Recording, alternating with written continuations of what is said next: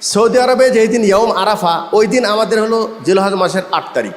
তাহলে আমরা কি আমাদের তারিখ অনুযায়ী ৯ তারিখে সিয়াম রাখবো আরাফার সিয়াম, নাকি সৌদি আরবের আরাফার সাথে সিয়াম রাখবো? অন্যান্য সকল ইবাদত বা সিয়ামের সম্পর্ক চাঁদ দেখার সাথে। এই আবু কাতাদার হাদিসে রসুল কিন্তু বলে নাই যে ৯ তারিখে সিয়াম পালন করার ফজিলত কি, এটা বলে নাই। তিনি বলছেন আন সিয়াম ইয়ৌম আরাফা, আরাফার দিবসের সিয়াম।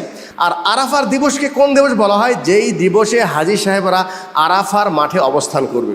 যেহেতু আমরা এখন জানতে পারছি, বুঝতে পারছি আরাফার মাঠ কোন দিন হাজী সাহেবরা আরাফার মাঠে অবস্থান করছে, অতএব আমরা সেই দিনকেই ফলো করে সিয়াম রাখবো ইনশাআল্লাহ। আর একটা মত আছে, সেটা হলেই যে না, নিজ দেশের তারিখ অনুযায়ী ৯ তারিখে সিয়াম আরাফা রাখবে আমাদের দেশের তারিখ অনুযায়ী।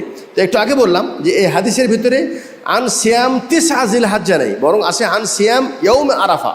এই সিয়ামের সম্পর্কটা হলো আরাফার দিবসের সাথে, এই জন্য এটাকে আমরা বেশি প্রাধান্য দিয়ে থাকি। তারপরেও বলবো, যারা বলছেন ৯ তারিখে সিয়াম রাখতে হবে, তাদের কথা উড়িয়ে দেওয়ার মতো কোনো অবকাশ নেই।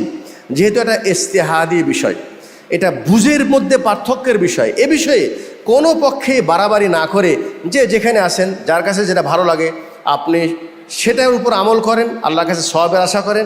ইনশাআল্লাহ আল্লাহ পাক আপনাকে সওয়াব থেকে বঞ্চিত করবে না।